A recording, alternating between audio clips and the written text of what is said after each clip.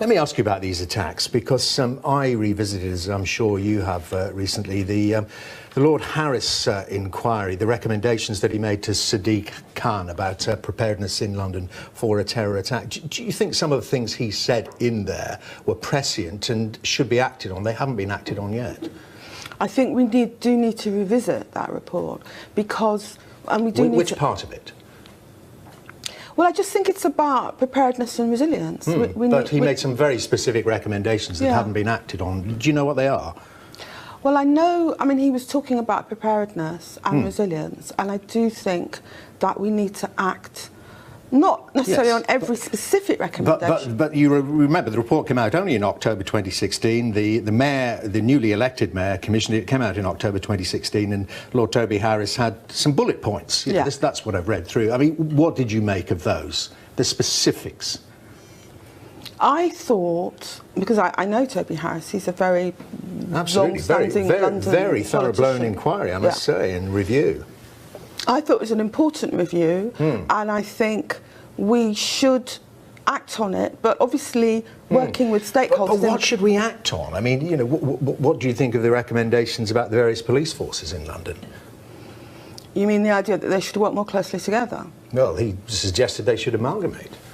Well, I think that's an interesting idea, but I think you'd find resistance in some parts of London to the amalgamation. Have you actually read the report? I have. Okay, what about when you talk about, what about the physical resilience? Again, I'm referring to this because it seemed prescient. Yes, I mean, I think physical resilience is important. I think that... But there was a specific aspect of physical resilience.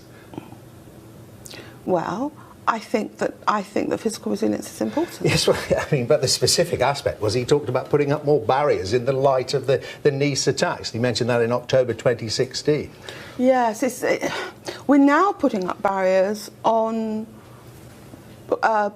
bridges, and you'd think we might have done that before, particularly after what happened on Westminster Bridge.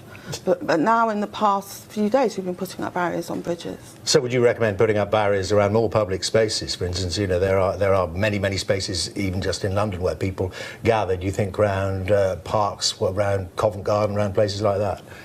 Well, certainly in Westminster, which is where I work, there's been a lot more barriers and bollards to protect us from terrorism, and I think we need to consider that for other places in central London. Is it true, just after our exchange there on the Harris report, is it true that Jeremy Corbyn and John McDonnell's team have been trying to keep you off the airwaves? No, that's why I'm here this evening. Well, you said that you book your own appearances, that you don't run them through the leader's office. No. We work very closely with the press office. But they regard you, that the two Js regard you as a bit of a liability after your brain fade on police costume. I'm here.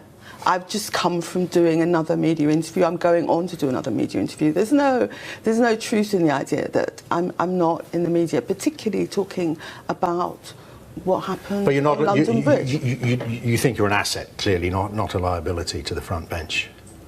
I think I'm Shadow Home Secretary, and it would be very strange if the Shadow Home Secretary wasn't doing interviews like this. And you think that in 3-4 days' time you will be the Home Secretary?